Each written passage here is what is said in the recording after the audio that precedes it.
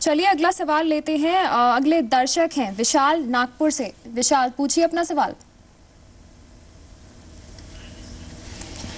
चलिए, लगता है विशाल से हमारा संपर्क नहीं हो पा रहा है। इन्होंने हमसे ईमेल के जरिए भी सवाल पूछा है। इनका सवाल है, इनको चाइल्ड प्लान पर ऑप्शंस जानने हैं। इनको बेसिकली यूलिप प्लान लेना है। इनकी मंथली इनकम 36,000 है और इनका मंथली एक्सपेंस 12,000 है।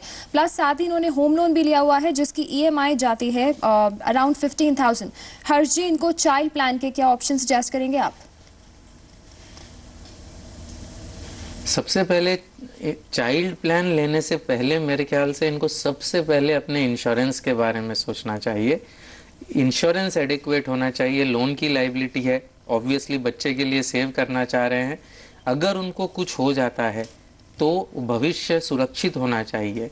एंड इसी में प्रॉब्लम आती है, अगर ये सेविंग और या इन्वेस्टमेंट, सो कॉल्ड इन्वेस्टमेंट, अगर ये चाइल्ड प्लान के थ्रू करेंगे तो इनकी इंश्योरेंस अधूरी रह जाएगी।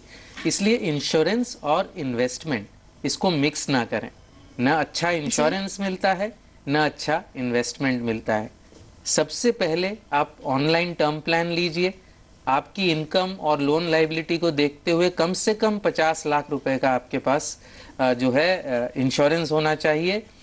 अगर आप ऑनलाइन टर्म प्लान लेते हैं तो ये 500 रुपये प्रति माह में, 500 से 600 रुपये प्रति माह में आपको 50 लाख का टर्म प्लान मिल जाएगा। फिर जो आप पैसा बचा रहे हैं उसको अगर लॉन्ग टर्म के लिए सेव करना है तो आप उसको एक अच्छा लार्ज कैप फंड में लगाइए। चाहे जैसे पहले कॉलर के लिए भी हमने कहा ICICI Pru focus blue chip है या फ्रैंकलिन ब्लू चिप है। और अगर टैक्स में सेविंग करने की वजह से लगाना है तो आप ELSS, equity linked saving scheme में लगा सकते हैं। कैनरा रेबेको का टैक्स प्लान है, आईसीआईसीआई का भी टैक्स प्लान है। आप इन दोनों में से किसी में भी लगा सकते हैं टू द एक्सटेंट आपको टैक्स बेनिफिट की दरकार है।